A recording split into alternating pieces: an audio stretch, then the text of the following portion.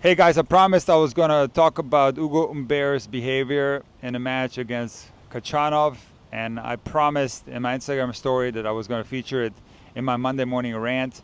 But I was studying the Zverev serve so much over the weekend that I decided to not do a Monday morning rant, and I covered the Zverev serve.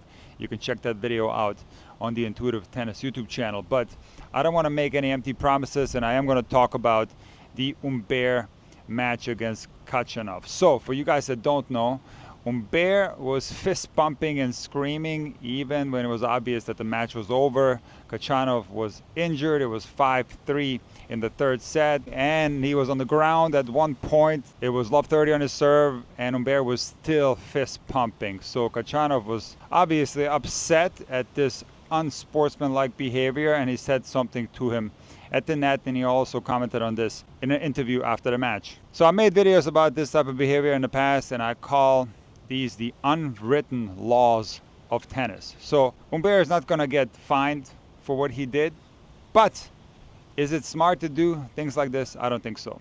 First and foremost, you're going to anger your opponent and give him or her more motivation to beat you. And also, if you are a famous tennis player that's being watched by millions of people, you're going to get a lot of people who are not going to like you when you behave like that. Sportsmanship goes a long way, and I don't approve what Humbert did. However, I do think it was a little bit brutal, the type of negative comments that he was getting before the Zverev final and even after the Zverev final. And he got a new nickname, Ego Humbert, E-G-O Humbert, because he was filmed staring at himself in a mirror. And a lot of people are making fun of this, but I actually don't think this is that bad of a thing to do for a tennis player. Listen, tennis players have to pump themselves up. They have to have a good opinion of themselves if they want to perform at their best. But I think maybe don't stare at yourself in the mirror in the public.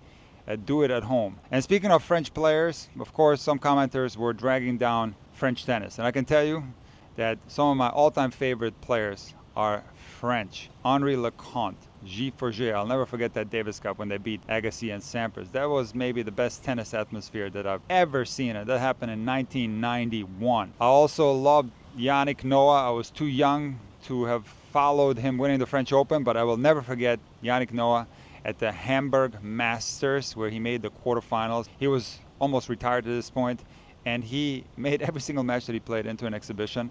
And I never forget what my dad said. You know, during these matches, Yannick Noah would joke around, and it was absolutely hilarious. I'm going to link a video in the comments where you can watch it. It's so hilarious. Yannick Noah is such a charismatic guy, such a funny guy. But my dad would always bring up the fact that even though he was joking around, when it came to the important points during that tournament, he was concentrated and there was no goofing off. He did beat some phenomenal players that week. Now, one of my all-time favorite French players is Richard Gasquet. And this relates to what happened with Humbert. Some youngsters with some unfortunate behavior. So Gasquet is retiring. He's playing his last tournament in Metz. And in the first round, I watched a super entertaining match because Gasquet was about to go out. It was the third set tiebreak against Montero, and it was match point 6-5 for Montero. And Gasquet plays a phenomenal point. Montero pops up a ball that's close to the net and high. Gasquet can smash it.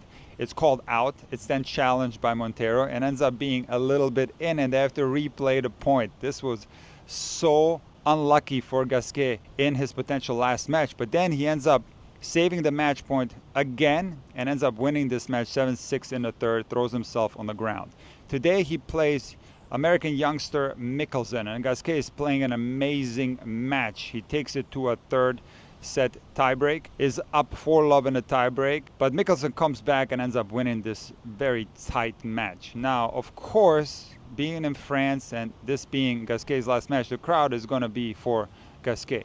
And Michelsen does one of these things that's very common now where players interact with the crowd. Usually it's the ear. That's a positive thing, but some other players do the finger. And Michelsen, in this circumstance, beating Gasquet in his last match, goes like this to the crowd after winning the match. He, of course, starts getting booed, but it's not only that. He doesn't let it go. He's muttering to himself at his bench. Then in the on-court interview, he's asked about the crowd, and he proceeds to sarcastically thank them. So this is a very unfortunate behavior. Of course, he had some nice things to say about Gasquet, but this is very similar to Humbert. There is an unwritten set of laws in tennis, and I believe that players should follow it. Now, I'm not going to rag on the young generation and say that everybody is poorly behaved, they're all arrogant, because they're not. Alcaraz and Sinner are great role models, they're great ambassadors for our sport. And a lot of these young guys who